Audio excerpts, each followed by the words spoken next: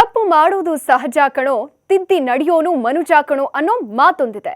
ಈಗ ನಾವು ಈ ಮಾತನ್ನ ಹೇಳ್ತಿರೋದಕ್ಕೆ ಜಿಬಿಎ ವಿಚಾರಕ್ಕೆ ಸಂಬಂಧಪಟ್ಟಂತೆ. ಆದ್ರೆ ಈ ಸ್ಟೋರಿ ಪ್ರಕಾರ ನೀವು ತುಂಬಾ ತಪ್ಪು ಮಾಡಿದ್ರೆ ತಿದ್ಕೊಳ್ಳೋಕ್ಕಾಗಲ್ಲ. 15% ತಪ್ಪು ಮಾಡಿದ್ರೆ ಮಾತ್ರ ತಿದ್ಕೊಳ್ಬಹುದು. ಏನಿದು 15% ತಪ್ಪು, ತಿದ್ಕೊಳ್ಳೋಕ್ ಅವಕಾಶ, ಜಿಬಿಎ ವಿಚಾರ ಒಂದಕ್ಕೊಂದು ಲಿಂಕ್ ಇಲ್ಲ ಅಂತ ಯೋಚನೆ ಮಾಡ್ತಿದ್ದೀರಾ? ಈ ಸುದ್ದಿನ ಪೂರ್ತಿ ನೋಡಿ. ನೀವು ಆ ಲಿಸ್ಟ್ ನಲ್ಲಿದ್ರೆ, ನೀವು 15% ತಪ್ಪು ಮಾಡಿದ್ರೆ ತಿದ್ದುಕೊಳ್ಳೋ ಅವಕಾಶ ಸಿಗೋದು ಗ್ಯಾರಂಟಿ. ಹೌದು, ನಿಯಮ ಉಲ್ಲಂಘನೆ ಮಾಡಿ ಕಟ್ಟಡ ಕಟ್ಟಿದವರಿಗೆ ರಾಜ್ಯ ಸರ್ಕಾರ ಗುಡ್ ನ್ಯೂಸ್ ಕೊಡ್ತಿದೆ. ಗುಡ್ ನ್ಯೂಸ್ ಏನಪ್ಪಾ ಅಂದ್ರೆ, ನೀವೇನಾದ್ರೂ ನಗರ ಪಾಲಿಕೆ, ಸ್ಥಳೀಯ ಸಂಸ್ಥೆಗಳ ವ್ಯಾಪ್ತಿಯಲ್ಲಿ ನಿಯಮ ಪಾಲನೆ ಮಾಡದೆ ಕಟ್ಟಡಗಳನ್ನ ಕಟ್ಟಿದ್ರೆ ನೀವು ದಂಡ ಕಟ್ಟಿ ಪರಿಷ್ಕೃತ ನಕ್ಷೆಯನ್ನ ಪಡಿಬಹುದು. Conditions apply. ನೀವು 15% ತಪ್ಪು ಮಾಡಿದ್ರೆ ಮಾತ್ರ ಈ ಅವಕಾಶ ನಿಮ್ಮದಾಗುತ್ತೆ. ಹಾಗಾದ್ರೆ ದಂಡ ಎಷ್ಟು ನೋಡೋಣವಾ? ಪಟ್ಟಣ ಪಂಚಾಯಿತಿ ವ್ಯಾಪ್ತಿಯಲ್ಲಿ ಪ್ರತಿ ಚದರ ಮೀಟರ್ ಲೆಕ್ಕ ಅಂತ ಇಟ್ಕೊಳ್ಳಿ. ವಸತಿ ಕೈಗಾರಿಕೆ ಕಟ್ಟಡಕ್ಕೆ 1,000 ದಂಡ ಇರುತ್ತೆ. ಇನ್ನು ವಾಣಿಜ್ಯ ಕಟ್ಟಡ ಇದ್ರೆ 1,500 ರೂಪಾಯಿ ದಂಡ.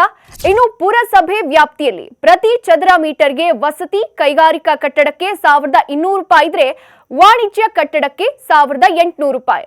ನಗರ ಪಾಲಿಕೆ ವ್ಯಾಪ್ತಿಯಲ್ಲಿ ವಸತಿ ಕೈಗಾರಿಕಾ ಕಟ್ಟಡಕ್ಕೆ 1,500 ದಂಡ ಇದ್ರೆ ವಾಣಿಜ್ಯ ಕಟ್ಟಡಕ್ಕೆ 2,250 ರೂಪಾಯಿ ಇದೆ.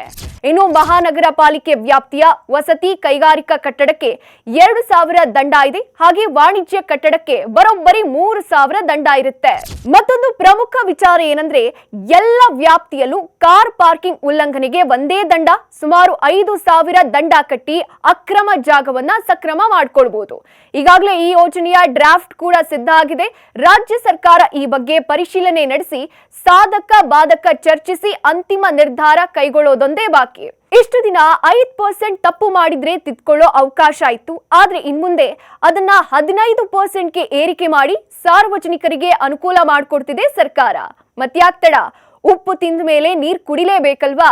ಹಾಗೆ ನೀವು 15% ತಪ್ಪು ಮಾಡಿದ್ರೆ ದಂಡ ಕಟ್ಟಿ ಆ ಜಾಗನ ನಿಮ್ಮದಾಗಿಸ್ಕೊಳ್ಳೋಕೆ ರೆಡಿಯಾಗಿ. ಇದಾಗಿತ್ತು ಈ ಹೊತ್ತಿನ ವಿಶೇಷ. ಇದೇ ರೀತಿಯ ಸ್ಪೆಷಲ್ ಅಪ್ಡೇಟ್ಸ್ಗಾಗಿ ನೋಡ್ತಾ ಇರಿ ನ್ಯೂಸ್ ಫಸ್ಟ್, ನಿರ್ಭೀತಿಯಿಂದ ನಿಮ್ಮ ಪರವಾಗಿ.